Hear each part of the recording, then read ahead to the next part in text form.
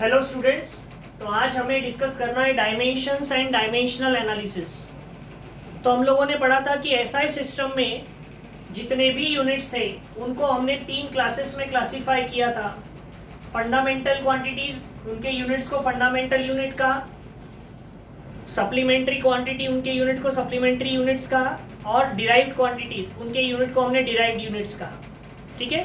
तो जितनी भी डिराइव्ड क्वांटिटीज है उनके यूनिट्स अगर हमको फाइंड आउट करना है तो हमने पढ़ा था derived quantities are those quantities which depends on fundamental quantities. Okay, so they are called as derived quantities. और हमने पढ़ा था एसआई सिस्टम में 7 फंडामेंटल क्वांटिटीज है। ठीक है, तो fundamental quantities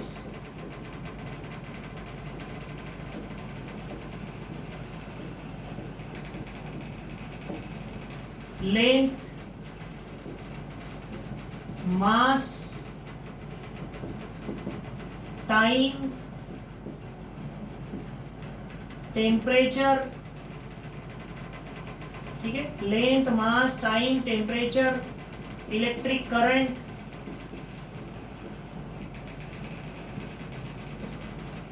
amount of substance,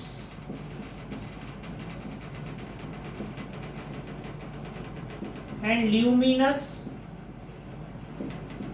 intensity.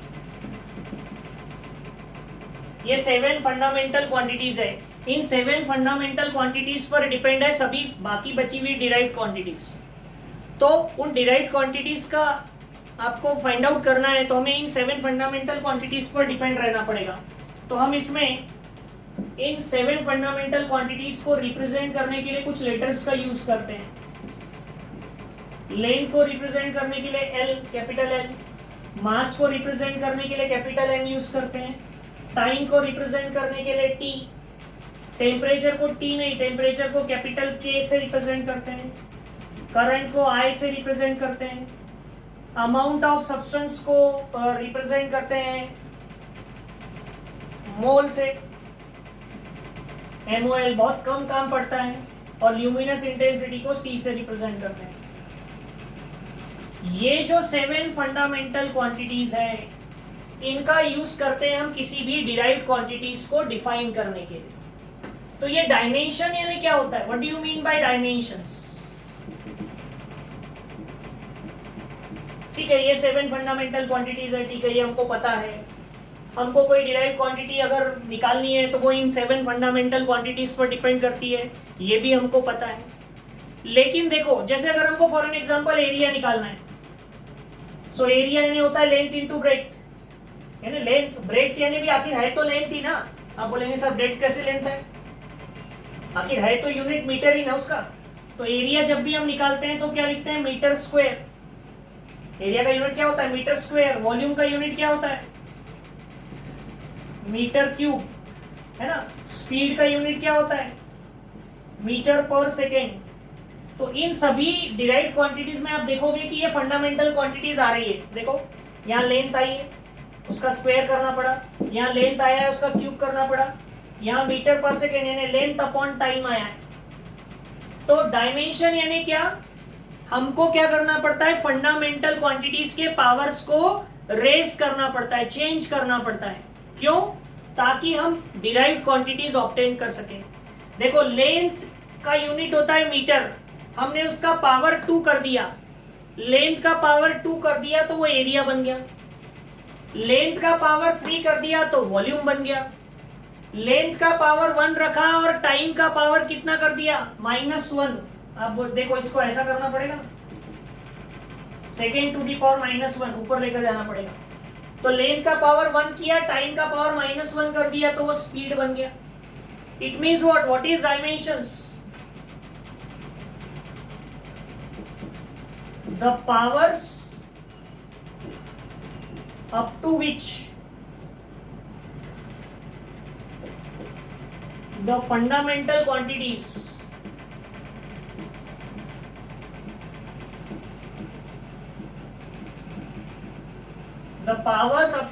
fundamental quantities are raised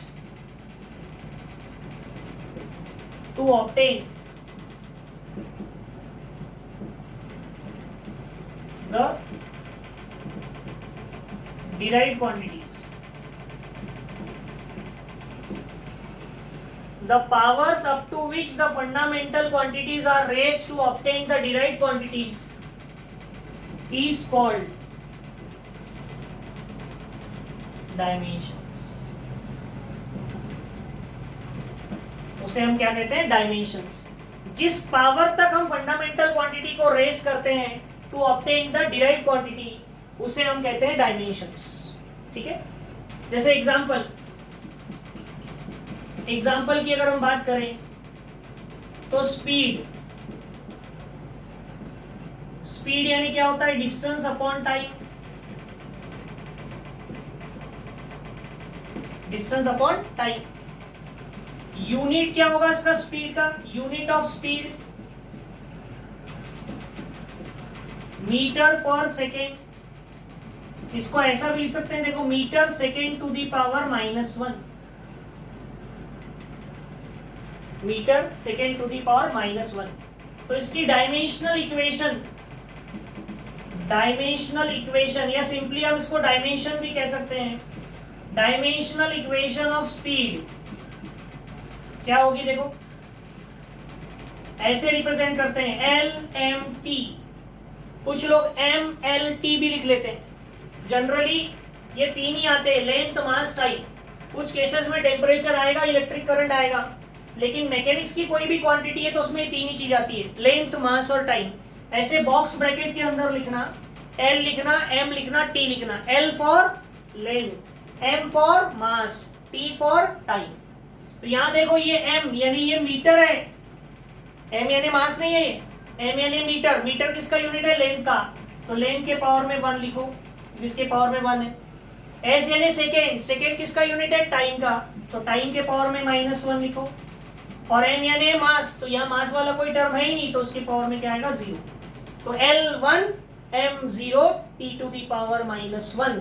ये हो गई डायमेंशनल इक्वेशन किसकी? स्पीड की. ठीक है. एक आध और एग्जांपल ले लेते हैं हम. मोमेंटम की बात करते हैं. ठीक है. तो मोमेंटम यानी क्या होता है? मास इंटू वेलोसिटी. मोमेंटम पढ़ा है ना? Momentum mass into velocity. Okay. Mass का यूनिट ऑफ मोमेंटम. तो मास का यूनिट केजी, वेलोसिटी का यूनिट मीटर पर सेकेंड. सो केजी मीटर और second to the power -2. Okay. तो इसके डायमेंशन क्या हो जाएंगे? डायमेंशन क्या हो जाएगी? LMT. देखो, लेंथ, ये मीटर जो है लेंथ का यूनिट है 1. केजी जो यूनिट है मास का है 1. और टाइम का यूनिट क्या है? -1. तो L1 M1 T -1. ये हो गए इसके डायमेंशन. इसको डायमेंशन बोल सकते हैं, डायमेंशनल इक्वेशन भी बोल सकते हैं. तो क्या करना है हमको? कोई भी डिराइव्ड क्वांटिटी जब आपको निकालनी है तो हमको पता है डिराइव्ड क्वांटिटी का डेफिनेशन ही है क्या? The quantities which depends on fundamental quantity are called as derived quantities. तो हमें फंडामेंटल क्वांटिटीज के पावर को कहां तक रेस करना पड़ेगा to obtain the derived quantity, उसे ही हम उसकी क्या कहते हैं? डायमेंशंस. ओके. तो इस तरह से हम स्पीड का डायमेंशन निकाल सकते हैं, मोमेंटम का निकाल लिया. हम और कुछ फिजिकल क्वांटिटीज के डायमेंशंस निकालते हैं, क्योंकि ये बहुत इंपॉर्टेंट पार्ट है. ये हमको आना चाहिए. क्वेश्चंस भी पूछे जाते हैं, कैलकुलेट द डायमेंशंस ऑफ. कोई भी क्वांटिटी दे देगा और उसके डायमेंशंस कैलकुलेट करने आपको कहेगा, तो हमको ये कैलकुलेट करते आना चाहिए. सिस्टमेटिकली प्रॉपरली निकालना है आपको. ओके.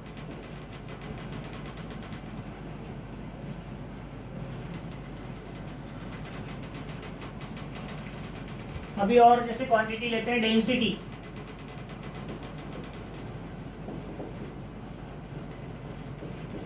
तो डेंसिटी यानी क्या होता है? हमको पता है डेंसिटी का यूनिट फॉर्मूला क्या है?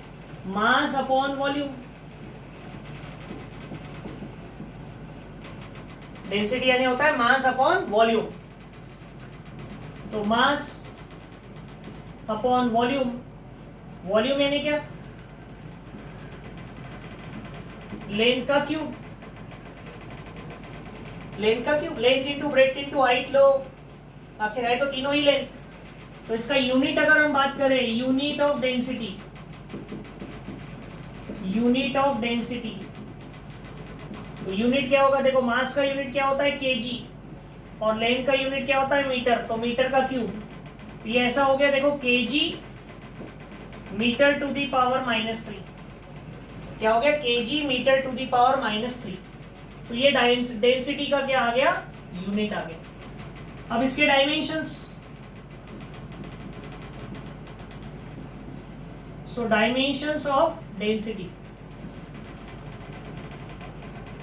सो डेंसिटी के डायमेंशंस क्या होंगे, एल एम टी, लेंथ -3, मास 1 और टाइम 0। तो ये होगा डायमेंशंस किसके, डेंसिटी के। ठीक है, अब हम और कुछ फिजिकल क्वांटिटीज है उनके भी डायमेंशंस निकालते हैं। एक आध लेते हैं हम, एक्सेलरेशन, एक्सेलरेशन का डायमेंशन लेना है। ठीक है, तो एक्सेलरेशन यानी क्या होता है, what is acceleration, rate of change of velocity with respect to time, उसे हम एक्सेलरेशन कहते हैं। तो change in velocity, change in velocity upon time, ये यूनिट है किसका, ये फॉर्मूला है किसका, एक्सेलरेशन का। सो यूनिट ऑफ एक्सेलरेशन क्या होगा, चेंज इन वेलोसिटी यानी वेलोसिटी, वेलोसिटी का यूनिट क्या होता है, मीटर पर सेकेंड, और टाइम का यूनिट क्या होता है, सेकेंड। तो ये हो जाएगा मीटर पर सेकेंड इंटू, ये सेकेंड अपॉन 1 है, ऊपर आकर 1/सेकेंड हो जाएगा। सो मीटर अपॉन सेकेंड का स्क्वायर, क्या हो जाएगा, मीटर अपॉन सेकेंड का स्क्वायर, यानी ये मीटर और सेकेंड टू द पावर -2। ये एक्सेलरेशन का क्या आ गया, यूनिट आ गया। अब हम इसका डायमेंशंस लिखते हैं। So dimensions of acceleration, L M T, length m के पावर में कितना है, 1, m यानी m फॉर मास, मास वाला टर्म ही नहीं है, 0, और सेकेंड टू दी पावर -2 यानी टाइम के पावर में क्या हो जाएगा, -2। तो इस तरह से आप क्या निकाल सकते हो, एक्सेलरेशन के डायमेंशंस। तो ये हो गए dimension for density and for acceleration. आया समझ में, करना क्या है, पहले उसका फॉर्मूला लिखो, फिर फॉर्मूले के सबके यूनिट्स लिखो, और सब फंडामेंटल ही होना चाहिए, फंडामेंटल यूनिट में ही होना चाहिए, वो लिखो, और बाद में फिर ये इक्वेशन लिखो, एलएमटी, लेंथ का क्या पावर है, यूनिट है, मास का क्या है, टाइम का क्या है, वो पावर्स उसको लिख दो। तो ये कहलाते हैं डायमेंशंस। ठीक है, और कुछ क्वांटिटीज के हम डायमेंशंस देखते हैं।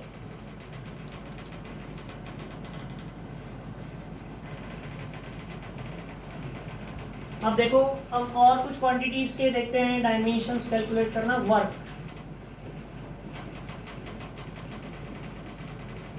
ये एक और क्वांटिटी ली हमने, वर्क। तो हमको पता है वर्क का फॉर्मूला क्या होता है। वर्क के पहले एक बार फोर्स लेते हैं, फोर्स फिर वर्क लेते। सो व्हाट इज फोर्स, तो हमको पता है न्यूटन का सेकेंड लॉ। फोर्स यानी क्या होता है, मास इनटू एक्सेलरेशन। फोर्स का फॉर्मूला क्या है, मास इनटू एक्सेलरेशन। ठीक है, सो मास इनटू एक्सेलरेशन। ठीक है, तो मास का यूनिट है किलोग्राम, और एक्सेलरेशन का यूनिट है मीटर पर सेकेंड स्क्वायर। यूनिट की अगर हम बात करें, यूनिट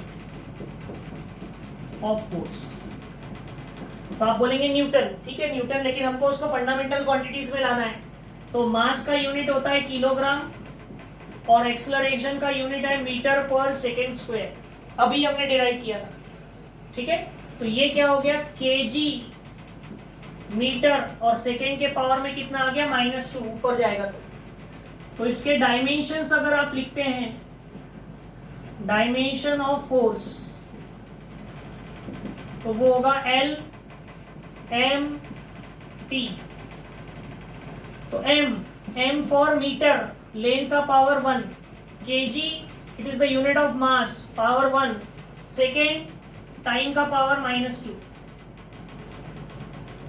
तो L1 M1 T -2, इस तरह से डायमेंशंस आएंगे किसके, फोर्स के, ओके।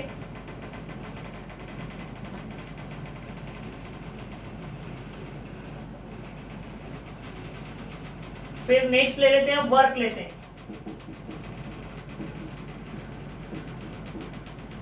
सो वर्क यानी क्या होता है, वर्क यानी होता है फोर्स इनटू डिस्प्लेसमेंट।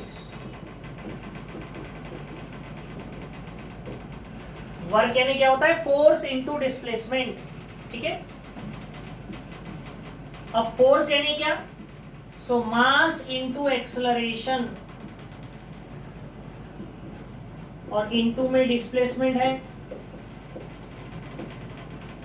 सो मास का यूनिट, अब यूनिट की बात करते हैं, है ना, सबका यूनिट लिखना ही है, क्योंकि जब तक यूनिट नहीं आएगा तब तक डायमेंशंस नहीं आते। मास का यूनिट क्या है, केजी। एक्सेलरेशन का यूनिट क्या है, मीटर पर सेकेंड स्क्वायर। और डिस्प्लेसमेंट का यूनिट क्या है, मीटर। ये क्या आएगा, kg metre into metre, metre square, और सेकेंड टू दी पावर क्या है, -2, ओके। तो ये आ गया यूनिट ऑफ वर्क। तो अब इसके डायमेंशंस,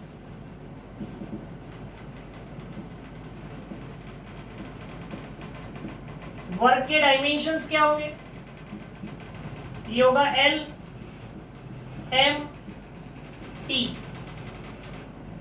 ठीक है। लेंथ, लेंथ के पावर में कितना है, 2, केजी मास के पावर में कितना है, 1, और सेकेंड टू दी पावर -2 यानी टाइम के पावर में कितना है, -2, L2 M1 T -2। तो ये डायमेंशंस हो गए किसके, वर्क के। तो इस तरह से हम वर्क का यूनिट और वर्क के डायमेंशंस हम निकाल सकते हैं, ओके। तो ये हम क्वेश्चन नंबर कौन सा सॉल्व कर सकते हैं इस तरह से, क्वेश्चन नंबर 6, ठीक है। तो ये फोर्स आ गया, ये वर्क आ गया, ओके ओके।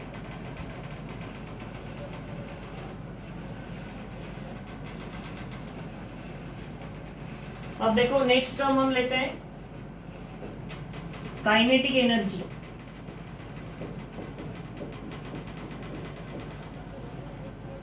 काइनेटिक एनर्जी के हमको डायमेंशंस निकालना है। सो काइनेटिक एनर्जी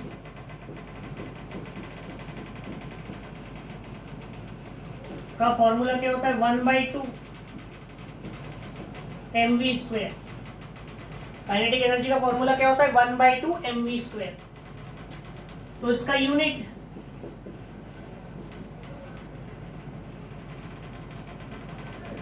लेना है, यूनिट ऑफ काइनेटिक एनर्जी। ये क्या होगा, 1/2 नहीं लिखा तो भी चलेगा, यूनिट में उसका कोई रोल नहीं है। मास का यूनिट केजी, और ये स्पीड है, स्पीड का यूनिट क्या होता है, मीटर पर सेकेंड, उसका स्क्वायर करना है। तो ये हो जाएगा kg metre square upon second square. ये हो जाएगा केजी मीटर स्क्वायर, और सेकेंड के पावर में क्या आएगा, -2, ठीक है। तो अब इसके डायमेंशंस,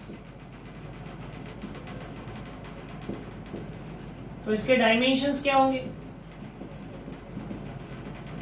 काइनेटिक एनर्जी के डायमेंशंस क्या हो जाएंगे। तो देखो L M T, मीटर के पावर में 2 यानी लेंथ के पावर में 2, केजी के पावर में 1, और टाइम के पावर में -2। सो L2 M1 T -2, इस तरह से हमको इसके डायमेंशंस मिल जाएंगे, किसके, काइनेटिक एनर्जी के। उसी तरह से अगर हम प्रेशर, ये टर्म, ठीक है, तो प्रेशर क्या होता है, प्रेशर यानी, सो प्रेशर यानी होता है फोर्स पर यूनिट एरिया। प्रेशर यानी फोर्स अपॉन एरिया, ठीक है। फोर्स यानी क्या, so mass into acceleration upon area. अब अगर हम इसके यूनिट लिख ले, वो भी फंडामेंटल लिखना है, सभी ध्यान में रखना, यूनिट ऑफ प्रेशर, नहीं तो फोर्स का यूनिट न्यूटन लिख दिया तो डायमेंशन नहीं निकलेगा। मास का यूनिट होता है केजी, एक्सलरेशन का यूनिट होता है मीटर पर सेकेंड स्क्वायर, और एरिया का यूनिट होता है मीटर स्क्वायर। देख लो, मास का यूनिट केजी, एक्सलरेशन का यूनिट मीटर पर सेकेंड स्क्वायर, और एरिया का यूनिट होता है मीटर स्क्वायर। इसको अगर हमने ऐसा कर लिया, kg metre second to the power -2 हो गया, और अपॉन में मीटर स्क्वायर है, तो 1 मीटर से 1 मीटर कैंसिल, इसको ऊपर भेजो, so KG metre to the power -1 और सेकेंड टू दी पावर -2। देखो मीटर का पावर 1 था, ऊपर जाएगा तो क्या होगा, -1। सो डायमेंशंस किसके, प्रेशर के, तो प्रेशर का डायमेंशन क्या हो जाएगा, LMT, लेंथ के पावर में -1, मास के पावर में 1, एजी के पावर में 1 है ना, सेकेंड टाइम के पावर में -2। तो इस तरह से हम प्रेशर के भी डायमेंशंस कैलकुलेट कर सकते हैं, ठीक है। तो अब आप क्या करेंगे, ये मैंने कुछ आपको डायमेंशंस कैलकुलेट करना बताया है, आपको कुछ क्वांटिटीज और है, उनके डायमेंशन निकाल कर देखना। पावर का डायमेंशन निकालना, ठीक है। फिर इंपल्स का डायमेंशन निकालना, इंपल्स यानी फोर्स इनटू टाइम, पावर यानी वर्क अपॉन टाइम। और क्या ले सकते हैं,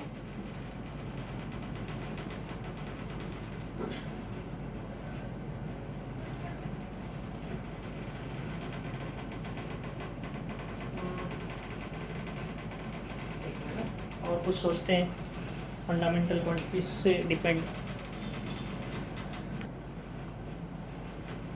तो ये एक और पोटेंशियल एनर्जी ले सकते हैं। तो आप ये पावर, इंपल्स और पोटेंशियल एनर्जी, ये तीनों के डायमेंशन जैसे मैंने ये बताए हैं, इस तरह से आप कैलकुलेट करेंगे तो आप ये सॉल्व करेंगे, ओके। उसके बाद फिर यूजेस है, ये डायमेंशनल एनालिसिस जो हम पढ़ रहे हैं, डायमेंशंस क्यों निकाल रहे हैं, इनका क्या काम है, इनके क्या यूजेस है, वो हमारी नेक्स्ट क्लास में फिर हम डिस्कशन करेंगे, ठीक है।